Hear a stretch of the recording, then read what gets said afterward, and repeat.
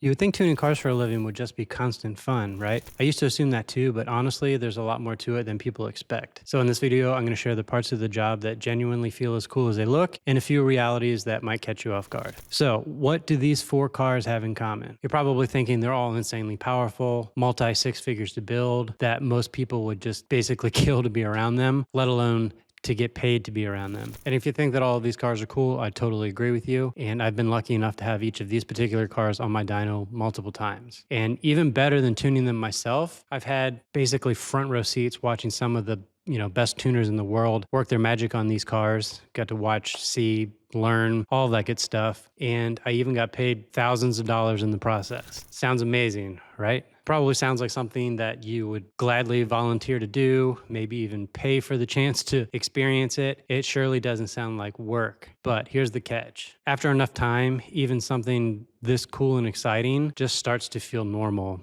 and you kind of get used to it, which honestly kind of sucks to say. Now, don't get me wrong, I still like it. I still enjoy it, all that good stuff, but the excitement definitely isn't quite what it used to be. These days, it feels like it's, 10% cool and 90% work. And the unfortunate reality is that I feel like that's kind of sad to admit. Here's another one that you might find weird. I sure did. And I don't know if this is an age thing or what, but early on, I wanted everything to make 1,000 horsepower, 50 pounds of boost, max effort. And nowadays, I'm starting to find that it's almost more enjoyable to work on lower horsepower stuff where it's a challenge to try and find 2 or 3 horsepower. It's so much less stressful. You can make 100 dyno runs in a day if you want to. Nothing ever breaks. And if it does, it's minimally expensive to repair compared to the higher horsepower stuff. And on top of that, it gives you a chance to really experiment and test and try a lot of things that you kind of don't get the opportunity to do on the higher horsepower stuff, because if you were to make 50 runs in a day, everything would explode and catch on fire. So it turns out sometimes less really is more. Just today, I scheduled another multi-1,000 horsepower car for the dyno, and my reaction was like, cool. And then 3 minutes later, I started trying to think about what's for lunch. Years ago, I probably would have been counting the hours to when we actually got to get started on this. And this isn't just me. I had one customer who worked for, it was either John Force Racing or Don Schumacher Racing. I forget, but easily one of the coolest jobs in drag racing to be able to work on top fuel cars all day. But even he walked away from that job eventually. He said the pay was shit. He was never home, and the excitement of it all just wore off.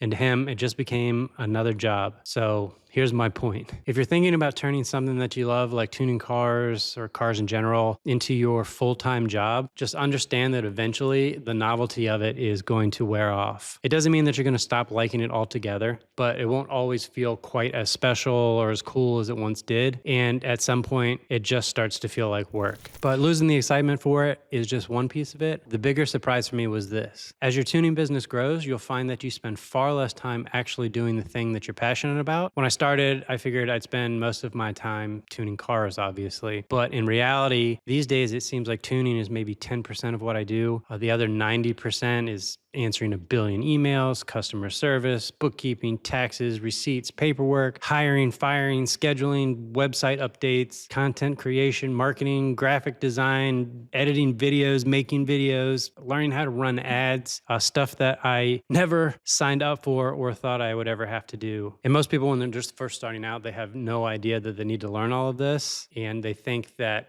just being a good tuner is enough. But being good at tuning doesn't automatically make you good at running a tuning business. Luckily, with tuning, there are so many more people that need their cars tuned than there are actual tuners. You can get by without having to do all of this stuff, but if you do it, if you want to grow, it is unbelievably important. And if I'm being honest, some of the most talented tuners that I know aren't really making all that great of money. Meanwhile, others with average tuning skills basically book solid and making great money because they took the time to learn how to market themselves. And to be fair, not everyone wants to be slammed with work or make a ton of money, and that's perfectly fine. But a lot of people get started and then eventually they end up hitting a brick wall where they want to continue growing and making more money, and they can't because they never spend the time to learn anything outside of the tuning itself. And now it may sound like I'm saying all of this as if it's a negative thing, but it's actually the exact opposite in my opinion. It does suck at first when you're new to business and you're blindsided by how much is really involved. It's very overwhelming at first. You're learning skills that you never expected to need. But those skills, the marketing, the social media stuff, video editing, managing people, they're incredibly valuable. And in some cases, more valuable than the tuning itself. These are all skills that you can use in any business, in any industry, basically in any line of work for the rest of your life. I don't know what my next product or service or whatever the next thing is that I'll dive into will be. But I can confidently say, because I've spent the time to learn all of these other skills that I never thought I would have to learn, whatever I decide to do next has the potential to grow 10 times faster than if I hadn't learned any of this stuff. Now, another thing I didn't realize I was signing up for when I started a tuning business is how little time I'd actually have to enjoy my own cars. So my current kind of personal project car is a Porsche 911 with a LS2 swap, Holley Dominator, blah, blah, blah. And it's a car that, I don't know, I think it's pretty cool. A lot of people would probably like to own it. But my Facebook memories just told me the other day that it's been 2 years since I've actually driven it. 2 years.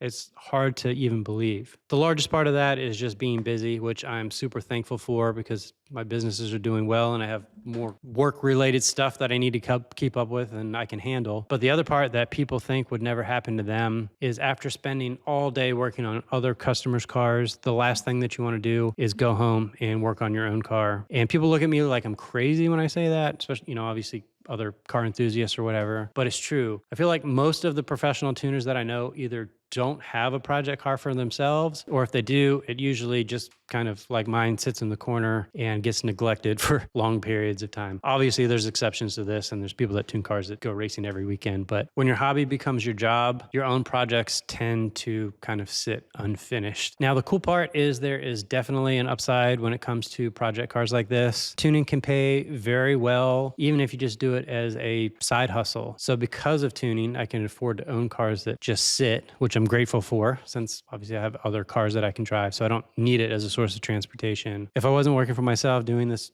tuning stuff, I literally have no idea what else it is that I would be doing, probably making mediocre money at best. So even better, owning and modifying project cars like this can become a legitimate tax write-off when you do it right. This car, every part I bought for it, is all a tax write-off. I have turbos and all the stuff to build a turbo kit for it. I just got to find the time to actually do it. In case you're not familiar with how important tax deductions can be for businesses, I'm going to show you another extreme example. Not that I think any of us would ever actually do this, but check this out. Okay, so this is a dealership somewhat local to me. This is a Lamborghini Uranus, and it's $350,000, and this is used, by the way. Now, what's interesting about this particular car is if we look here at the gross vehicle weight, it's 6,327 pounds. This is a 2019 because they started getting a little heavier as they got newer and adding all the hybrid crap and all the everything else. But basically, this is just barely over 6,000 pounds. And why does that matter? So if we look at the tax code, this section 179 allows businesses to deduct the full purchase price of qualifying equipment and vehicles, including those weighing over 6,000 pounds. So I don't know if you believe in coincidences or not, but I think this was pretty intentional. So what that really means is with depreciation, bonus depreciation, and everything else, you can essentially write off 100% of a $350,000 car. Now, there have been changes to this over the years. You can see right here, it went from 100% to 80, 60, 40, and they're basically trying to fade it all out. They just recently passed something this year that's going back up to 100%. I do believe there's stipulations where it has to be like American or something. So this isn't tax advice. I'm not telling you to go and do this. I'm just trying to paint the picture of how important tax savings can be for your business. And if you're out on the road and you see a Uranus or a G-Wagon or any of these weird, oddly expensive SUVs, I think they're basically made just for these tax deduction purposes. So yeah, if you're running a tuning business, you can potentially write off a lot of things that are connected directly to your car hobby. But that also means that there's going to be more to learn, more to track, more paperwork, more to deal with, which is why I think hiring a good accountant should be one of the first investments that you make in your business. And no, none of this is tax advice. So talk to the CPA that you just hired before you go and buy yourself a Lambo truck. So it's basically give and a take, trade-off, however you want to look at that. You might have less time and energy to work on your own projects, but you also might have the chance or the opportunity to own multiple toys and cars and stuff that you never thought you'd be able to, and get tax benefits that you wouldn't get if you were just a regular car enthusiast. So if you have your own project cars, even if you're just tuning as a side hustle, you might want to talk with a CPA and see if maybe it would be beneficial for you to become a legitimate business to take advantage of some of these tax deductions. I could easily make 100 of these videos, but if you've ever considered making money with tuning, check out this video here so you can avoid these mistakes that so many tuners make with their businesses, so you don't have to learn those lessons the hard way.